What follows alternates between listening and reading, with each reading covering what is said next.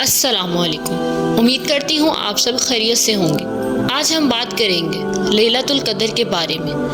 لیلۃ القدر کیا ہے؟ اس کی فضیلت کیا ہے؟ لیلۃ القدر کیا ہے؟ نبی پاک صلی اللہ علیہ وآلہ وسلم نے جب پرانی امتوں کی عمریں دیکھی تو کسی امت کی 1000 سال، کسی کی 500 سال، تو نبی پاک کے دل میں خیال آیا کہ میری امت کی عمریں تو تھوڑی ہوں گی، تو وہ اتنی نیکیاں کیسے کر پائیں گے؟ تو اللہ تعالیٰ نے امت مصطفیٰ کو لیلۃ القدر کی رات عطا فرمائی۔ تو گویا جو کوئی شخص اس رات میں عبادت کرے تو اس کی نیکیوں کی عمر 1000 دن نہیں بلکہ 1000 ماہ کی نیکیوں کے برابر ہو جاتی ہے۔ اس کی مثال بالکل اسی طرح ہے جیسے اچانک سے ہمیں بہت زیادہ پیسہ مل جائے۔ نبی پاک صلی اللہ علیہ وآلہ وسلم نے اس رات کے حوالے سے خاص توجہ فرمائی۔ لیلۃ القدر کی رات کب ہوتی ہے؟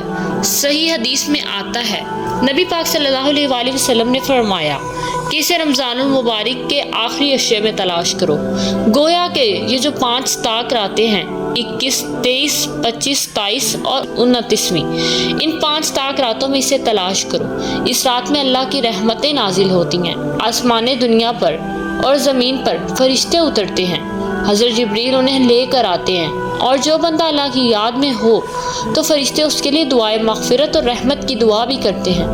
حضرت سیدہ عائشہ صدیقہ رضی اللہ تعالیٰ عنہ فرماتی ہیں کہ جب رمضان کا آخری عشرہ آتا تو رسول پاک صلی اللہ علیہ وآلہ وسلم کمر کس لیتے تھے، عبادت کرتے، خود بھی راتوں کو جاگ کر عبادت کرتے اور ہمیں بھی اس کی تلقین کرتے۔